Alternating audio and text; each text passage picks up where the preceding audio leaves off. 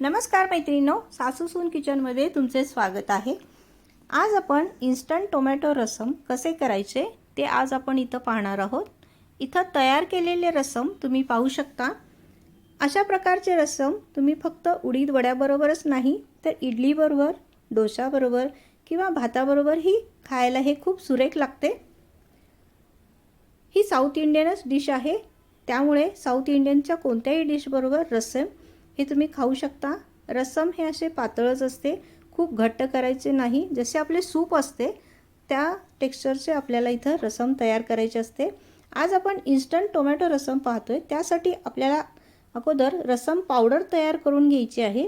त्यासाठी इथं मी चना डाळ घेतलेली आहे 5 चमचे, म्हणजे 70 ग्रॅम आहे। आणि या आपण जो पोहे खायचा चमचा असतो त्या चमच्यानेच मेजरमेंट घेतलेले आहे। इथं मी तूर डाळ घेतलेली आहे 4 चमचे, म्हणजे 60 ग्रॅम घेतलेली आहे। आणि हरभरा डाळ आहे ती 5 चमचे घेतलेली आहे। धणे घेतलेले आहेत 3 चमचे, मिरे 2 चमचे घेतलेले आहेत। आणि इथं मी मगाशी जिरे दाखवायला विसरले, त्यामुळे जिरे आपल्याला इथं 2 चमचे घ्यायचे आहेत। आणि लाल मिरची पावडर ही 2 चमचे आपल्याला यामध्ये घ्यायचे। चला तर मग आपण अगोदर रसम पावडर तयार करून घेऊया। ही रसम पावडर तुम्ही 6 महिने निवांत स्टोर करून ठेवू शकता आणि मनात येईल तेव्हा रसम तयार करून घेऊ शकता। तर आपल्याला इथं अगोदर मी हरभरा डाळ भाजायला घेते। आपल्याला त्याचा कलर बिलकुलही चेंज करायचा नाही आहे, फक्त थोडासा क्रंचीपणा आला पाहिजे आणि त्यात जे काही मॉइश्चर असेल ते गेलं पाहिजे। आणि थोडीशी डाळ कुरकुरीत झाली की लगेचच आपल्याला 1 मिनिटभर परतून काढून घ्यायची आहे। अगदी 1 मिनिटच परतायची आहे, खूप आपल्याला डाळ इथं भाजून घ्यायची नाही आहे। आता इथं 1 मिनिटभर परतून झालेली आहे हरभरा डाळ, म्हणजे चना डाळ, ती आता मी काढून घेते। आपल्याला ह्या सगळ्या डाळी भाजून आपल्याला थंड करून घ्यायच्या आहेत। आता इथं मी 4 चमचे तूर डाळ घेतलेली आहे, तीही आपल्याला एकच अगदी मिनिटभर भाजून घ्यायची। 1 मिनिटांनी तीही आपल्याला साइडला काढून थंड करून घ्यायची। खूप भाजायची नाही आणि कलर तर बिलकुलही चेंज करायचा नाही त्याचा। आता आपण इथं धणे घेतोय, 3 चमचे धणे घेतलेले आहेत। आणि त्याचमध्ये जिरे टाकले 2 चमचे आणि आपल्याला 2 चमचे मिरे घेतलेले आहेत। मिरे बिलकुलही स्किप करू नका, कारण थंडीचे दिवस आहेत। थंडीच्या दिवसामध्ये मिरे हे शरीराला खूप उपयोगी असतात।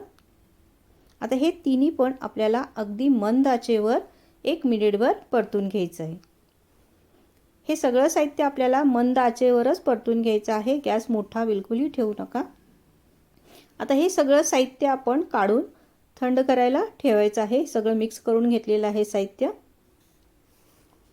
आता हे सगळं थंड झालं की आपल्याला मिक्सिंग बाउलमध्ये काढून घेऊन आपल्याला बारीक करून घ्यायचं आहे। आपल्याला ह्या डाळी किंवा हे सगळं साहित्य आपल्याला खूप बारीक करायचं नाही आहे, तर थोडंसं जाडसर भरडसरच ठेवायचं आहे। इथं पाहू शकता असं जाडसरच आपल्याला इथं हे मी पीठ तयार करून घेतलेलं आहे। रसम पावडर तयार केलेली आहे, ही जाडसरच ठेवलेली आहे।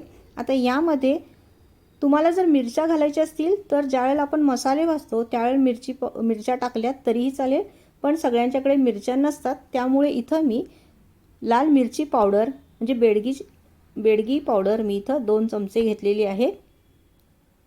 कारण बेडगी पावडरने कलर छान येतो आणि तिखटही जास्त होत नाही। आता मिरची पावडर टाकून पण आपण एकदा परत फिरवून घेतलेलं आहे। मिरची पावडर ही सगळी चांगली मिक्स करून घेतलेली आहे आपण। आता ही रसम पावडर तुम्ही 6 महिने निवांत स्टोर करून ठेवा आणि तुमच्या मनात येईल त्यावेळेला रसम तयार करून तुम्ही खाऊ शकता। इथं हे जाडसरच आहे, डाळी आतमध्ये थोड्याशा डाळीचे कण दिसत आहेत, असंच आपल्याला टेक्स्चर हवं आहे। आता ही आपली रसम पावडर तर तयार झालेली आहे।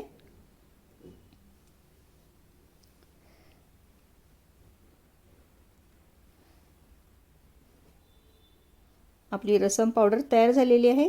आता आपल्याला रसम तयार करायचा आहे, तर त्यासाठी मी इथं 2 टोमॅटो असे मोठे मोठे तुकडे करून घेतलेले आहेत, एक कांदा असा मोठे तुकडे करून घेतलेले आहेत, थोड्याशा लसणाच्या पाकळ्या, थोडंसं आल्याचं जास्त प्रमाण ठेवू नका आणि थोड्याशा कोथिंबीरीच्या काड्या घेतलेल्या आहेत। आता हे सगळं आपल्याला मिक्सरमध्ये पल्स मोडवर मोठं मोठंच ग्राइंड करून घ्यायचं आहे, बारीक करायची नाही, त्याची पेस्ट तर बिलकुलही करू नका। आता हे सगळं आपण एकत्र करूया आणि आता याला पल्स मोडवर फिरवून घेऊया। आणि हे आता इथं पाहू शकता, याचं टेक्स्चर असं मोठं मोठंच ठेवलेलं आहे, बारीक खूप केलेलं नाही आहे। चला तर आपण आता इथं फोडणीची तयारी करूया। पॅन गरम करायला ठेवला आहे, आपल्याला इथं तेलाचा पण खूप वापर करायचा नाही आहे, 1-2 टेबलस्पून तेल खूप झालं। जरी तुम्ही तेलाचा जर तुम्हाला इथं वापर करायचा नसेल तर तुम्ही इथं बटर किंवा तूपही वापरू शकता। आता इथं तेल गरम झालं आहे, यामध्ये आता मी जिरे मोहरी टाकून घेते। जिरे मोहरी टाकल्यानंतर ते चांगले तडतडून घेऊया। यामध्ये थोडासा हिंग टाकलाय, 1 पाव चमचा, आणि भरपूर कढीपत्ता टाकायचा। आता या फोडणीमध्ये 1 पाव चमचा हळद टाकते आणि आपण जे टोमॅटो आणि कांद्याची पेस्ट तयार करून घेतली आहे, वाटण तयार करून घेतले, ते आता यामध्ये टाकून घेऊया। आता हे सगळं छान परतून घेऊया आपण अगोदर।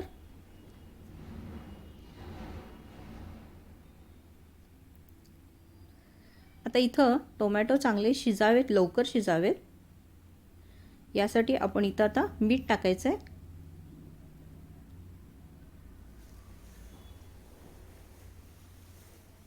मीठ टाकल्यामुळे काय होतं, टोमॅटो लवकर पटकन शिजले जातात। चवीनुसार मीठ टाकून घ्या।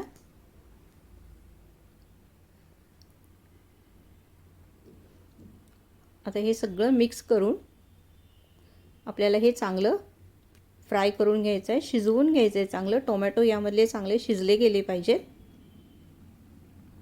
इथं मी 5 मिनिटं झाकून ठेवलं होतं, इथं टोमॅटो छान शिजले गेलेत।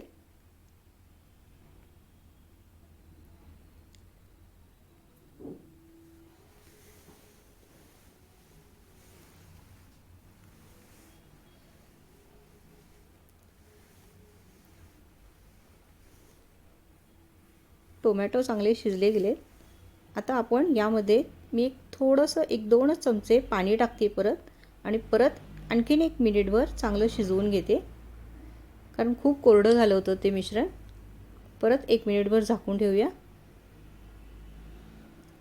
आता यामध्ये मी चिंच थोडीशी भिजत टाकली होती, त्याचा कोळ, चिंचेचा कोळ आपण इथं गाळून टाकायचा आहे, कारण चिंचेमध्ये बरंच काही काड्या वगैरे असं कचरा असू शकतो, त्यामुळे आपल्याला चिंचेचा कोळ जो आहे तो गाळूनच घ्यायचा आहे। आता यामध्ये चिंचेचा कोळही ॲड केला आहे। आता टोमॅटो आणि चिंचेचा कोळ याचा आंबटपणा बॅलन्स व्हावा यासाठी मी इथं गूळ टाकलेला आहे। गुळाचं प्रमाण तुम्ही तुमच्या आवडीनुसार कमी जास्त ठेवू शकता, आणि जर तुम्हाला गूळ आवडत नसेल तर तुम्ही यामध्ये गूळ स्किप केला तरीही चालेल। आता यामध्ये पाणी भरपूर टाकून घेऊया, कारण रसम हे भरपूर पातळ असतं, घट्ट नसतं रसम बिलकुल पण, त्यामुळे आपण इथं पाणी टाकून घेतले। आणि आता या पाण्याला आपल्याला चांगली उकळी आणून घ्यायची आहे।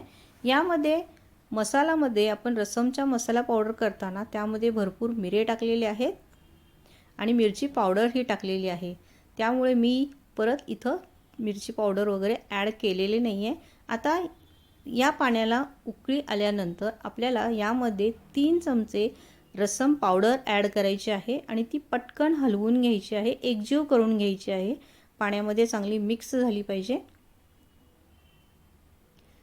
आणि ही रसम पावडर आपण हरभरा डाळीपासून आणि तुरीच्या डाळीपासून केल्या असल्यामुळं परत नंतर जशी ती डाळ शिजेल त्यातले बारीक कण डाळीचे जसे शिजतील तसं त्याला दाटसरपणा परत येतो, छान दाटसरपणा येतो. आता इथं रस्सम आपलं पूर्ण तयार झालेलं आहे. असं पातळच ठेवलेलं आहे. रस्सम पावडर टाकल्यानंतर 1-10 मिनटं मंद आचेवर चांगलं उकळून घ्यायचं, कारण त्यातल्या डाळी आणि सगळे मसाले चांगले शिजले पाहिजेत. इथं आपले रस्सम पूर्ण तयार झालेलं आहे. आता हे मी सर्व करून घेते. हे तयार झालेले रस्सम तुम्ही पाहू शकता. मैत्रिणींनो, माझी रेसिपी जर आवडली तर लाईक, शेअर, सबस्क्राईब करायला विसरू नका आणि बेल आयकन ही प्रेस करा, म्हणजे माझे पुढचे सगळे व्हिडिओजचे नोटिफिकेशन तुम्हाला मिळतील.